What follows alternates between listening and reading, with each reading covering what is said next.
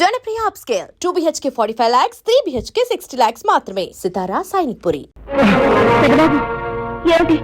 ఏమైంది? ఏముంది? రోజు ఉండేదేగా. అర్థం లేని ఉద్రేకం, అనవసరమైన ఆవేశం, ప్రతి చోట పోట్లాట, రోజుకో దెబ్బలాట.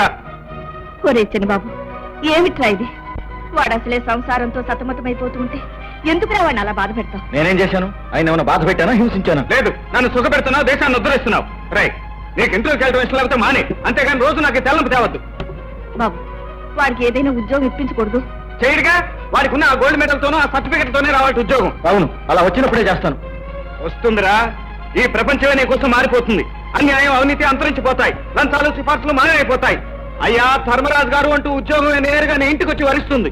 అందాక ఇక్కడే పడిండు. అయితే ఈయనకి ఎప్పటికీ ఉద్యోగం రాదన్న మాట.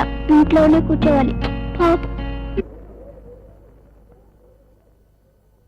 మామకి వ్యతిరేకంగా సాక్ష్యం చెబితే ప్రాణం తీసేస్తామని వార్నింగ్ పంపించాం కదా, వాడెందుకు వస్తాడు? తెలుగులోనే చెప్పారు కదండి, వాడు రాడు.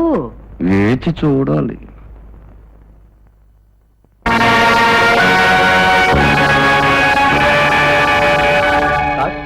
సాక్ష్యం తీసుకొచ్చారా? ఈ పాటికి ఇక్కడికి వచ్చి ఉండాలి. రాలేదు సార్. రాలేదా? అవును సార్, సాక్ష్యం తిరిగి ప్రశ్నించాలని మనం పెట్టుకున్న అప్పీలు అతను రాకపోతే అర్థమైపోతుంది. అతను దొరకపోతే సుందరరామూర్తికి ఉరిశిక్ష తప్పదు. నో, అలా జరగడానికి వీల్లేదు. ఆ సాక్షిని చుట్టుపట్టుకుని న్యాయస్థానానికి నేను ఇచ్చుకొస్తాను. రాజారావు, ఎక్కడ నీ భర్త? ఇంట్లో లేరండి. అబద్ధం చెప్పకు. వాడు మోసం చేసి తప్పించుకుని పాతాళలోకంలో ఉన్నా సరే విడిచిపెట్టను. చెప్పు, ఎక్కడ? మీరు కృష్ణమూర్తి గారా? అవును. నాగభూషణం మనుషులు నిజం చెప్తే ప్రాణాలు తీస్తామని బెదిరించారు. అందుకు భయపడి నిన్న రాత్రి అనగా బయటికి వెళ్ళిపోయారు. ఇంతవరకు రాలేదు. మీరొస్తే ఈ డైరీ మీకు ఇవ్వన్నారు. దీనిలో అసలు రహస్యం బయటపడుతుందట. గురువు మేమిద్దరం, నువ్వు అక్కడికి మళ్ళీ అడిగి డైరీ ఇచ్చేయి. ఇచ్చే గురు.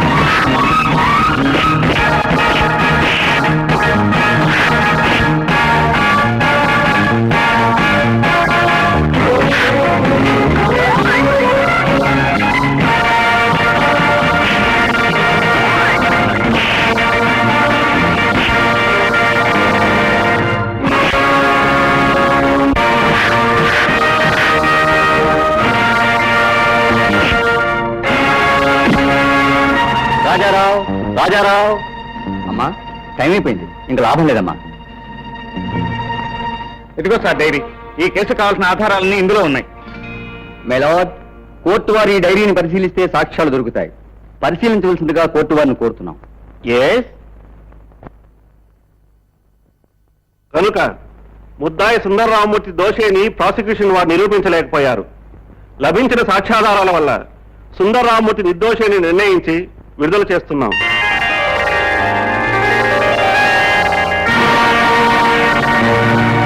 బాబు, నా ప్రాణాన్ని కాపాడి నా కుటుంబాన్ని నిలబెట్టారు బాబు. మేమేమి జన్మలో మర్చిపోలేం బాబు. మీ ప్రాణాలు కాపాడింది రజనీదేవి గారు. మీరు కృతజ్ఞతలు చెప్పుకోవాల్సింది నాకు కాదు, వీరికి. అక్కర్లేదు బాబు. కృతజ్ఞతల కోసం మనం ఈ పని చేయలేదు. మన కంటి చూపు మేరలో ఏ నిరపరాధి శిక్షను అనుభవించడానికి వీల్లేదు. ఇది మన జీవన పోరాటంలో మొదటి మజిలీ.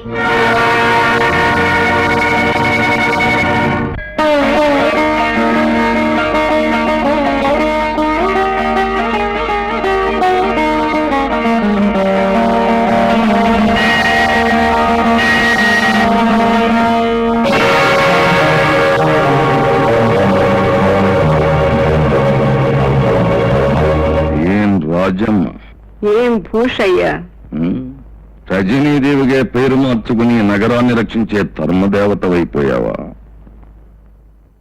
నాగభూషణ్ రావుగా పేరు మార్చుకుని అధర్మాలను నీ సొంత ఆస్తిగా చెలాయించుకోవాలనుకుంటున్నావా? అవును, తరతరాలుగా తరచి చూస్తే అధర్మాందే ఇప్పుడు పై చెయ్యి, కనుక నాదే పై చెయ్యి అని అనుకోవటం నీ మూర్ఖత్వం. అయితే చెబుతున్నాను విను. నిన్ను ఇప్పుడే ఇక్కడే పీక పిసికి చంపేయగలను. నిన్ను రక్షించగల మగవాడెవడు?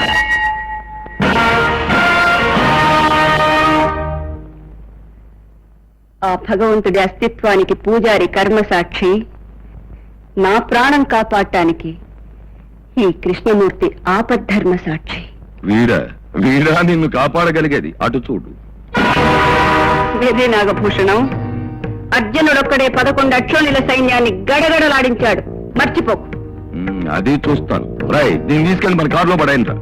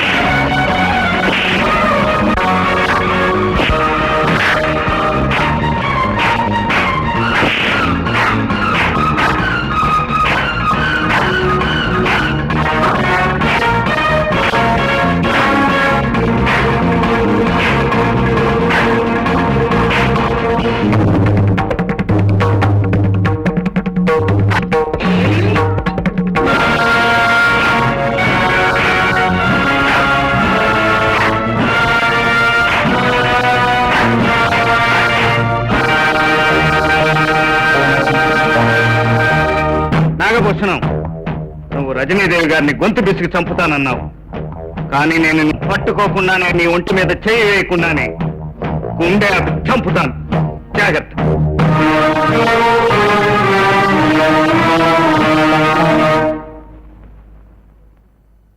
ఒరేయ్, ఎమ్మెల్యే కొడుకువి, లక్షాధికారివి, ఊరి నిండా పెళ్లిగాని ఆడపిల్లలు కోకొల్లలుగా ఉన్నారు. ఊరి సంగతి ఎందుకురా, ఈ వీధి సంగతి చెప్పు. ఎంతమంది ఆడపిల్లలు వస్తున్నారు, పోతున్నారు. ఒకటి చూస్తుందట్రా. తల్లులు పిల్లలు కలిసి వెళ్తున్నారు. వాళ్ళకు చూడాలన్నా తల్లులు కవర్ చేసేస్తున్నారు.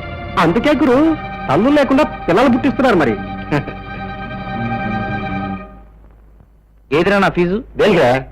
కేసు మన వైపు మళ్ళించాం కదా. తల్లి చూసిందిరా, పిల్ల చూడలేదు. బాబు, నువ్వు లోపలికి వెళ్ళమ్మా. ఏటమ్మా, ఏటలా ఉన్నావు?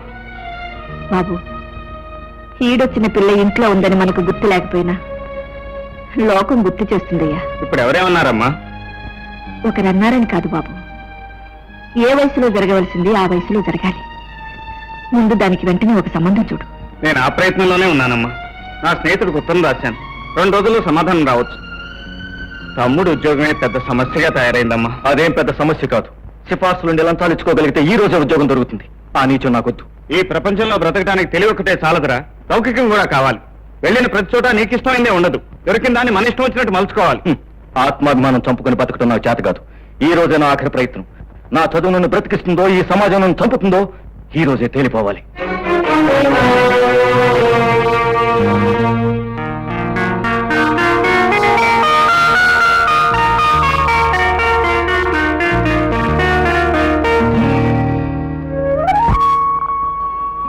ఆహా జాతిపిత, ఇప్పుడు నాకెంత ఆనందంగా ఉందో తెలుసా? దూరం నుంచి చూసేవాడికి నువ్వు కూడా నిరుద్యోగ క్యూలో నిలబడ్డట్టే కనపడుతుంది. ఈ దేశం దుస్థితి కళ్ళారా చూసినట్టుంది. తప్పదు, ఈ దేశానికి స్వరాజ్యం తీసుకొచ్చావుగా, ఆ మాత్రం శిక్ష అనుభవించాల్సిందే. అవును, ఈ బుక్ లో లంచం తీసుకొచ్చావా? తీసుకురాలేదా? అబ్బే లాభం లేదండి, వెళ్ళిపోవచ్చు.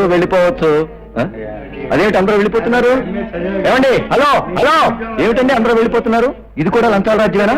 అబ్బా కాదు గురు, ఉత్తరం వదట దక్షిణం వదట, ప్రతిభే కావాలట. ఈ సంగతి తెలిస్తే ఇంత దూరం ఎందుకు వచ్చేవాళ్ళం? పద.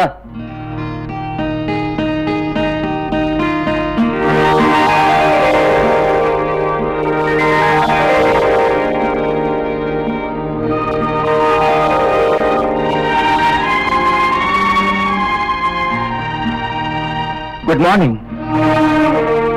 కమేన్. మీలాంటి వాళ్ళు ఈ దేశంలో పుట్టినందుకు నేను చాలా గర్విస్తున్నాను.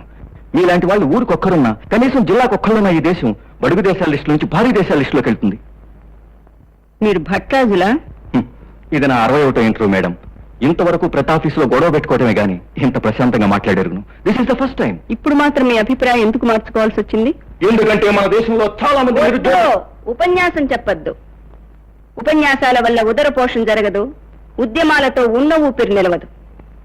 హక్కులు అడిగే ముందు బాధ్యత తెలుసుకోవాలి. ఓహో, మీరు కూడా నన్ను ప్రశ్నలు వేయటం మొదలెట్టారన్నమాట. చూడండి మేడం, మీరు అడిగిన ఏ ప్రశ్నకు నేను సమాధానం చెప్పలేను. ఇంతవరకు అందరూ చెడుగా మోసం చేశారు, మీరు మంచిగా మోసం చేస్తున్నారు. ఒకవేళ మీరు అడిగిన ప్రశ్నకు నేను సమాధానం చెప్పలేదు అనుకోండి, ఏం చేస్తారంట? ఉద్యోగం ఎవరు అంతే. So right, thank you very much. This is 62. You are appointed. Disturbance అయినా పర్వాలేదు, మనం డిస్టర్బ్ అవ్వకుండా ఉంటే చాలు. ఇక్కడ నుంచుంటే దోమలు, కూర్చుంటే నల్లులు, అటుపక్క పిల్లలు, ఇటుపక్క చూడండి, మనం అనుకున్న పని ఏకాగ్రత చేసుకుంటే అడవిలో కూడా అనుకున్నది సాధించగలం. ఈ అడవిలో ఏం సాధించడానికి వచ్చినట్టు మీరు? అది మరి మరి ఏమిటో చెప్పండి. ఏమిటి మా టీచర్? ఎవరా అమ్మాయి?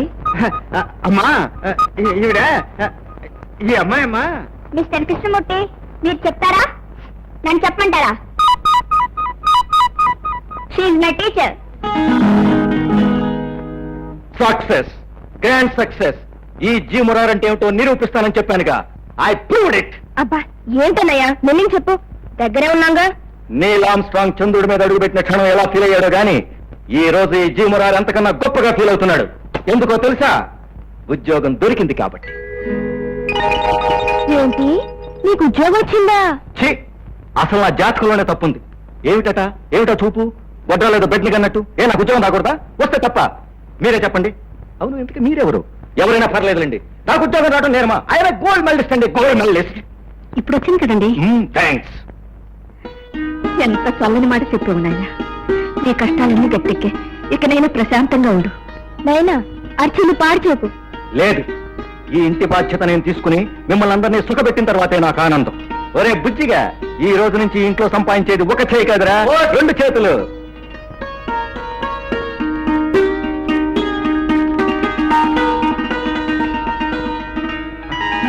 ఏమిటమ్మా ఇది? శుభవార్తలన్నీ ఒకటి తర్వాత ఒకటి అన్ని ఇవాళే మన ఇంటికి వచ్చేస్తున్నాయి. ఏమిట్రా అది? చెల్లాయికి రాజమండ్రిలో ఇంజనీర్ సంబంధం చూడమని నా ఫ్రెండ్ గోపి గుర్తుండాల్సి ఫోటో పంపించాను కదా, అమ్మాయి నచ్చిందని వాళ్ళు రిప్లై ఇచ్చారు. అబ్బాయి అమ్మాయిని ఫోటోలో చూస్తే సరేనన్నాడట. త్వరలోనే నిశ్చితార్థం పెట్టుకుంటామని రాశారమ్మా. చెల్లెమ్మా, కాదు, ఇంజనీర్ గారు భార్య గారు మీ ఆయన గారితో సిమెంట్ పాలు కొంచెం ఎక్కువ వేసి బ్రిడ్జీలు కట్టమని చెప్పమ్మా, లేకపోతే కూలిపోగలవు.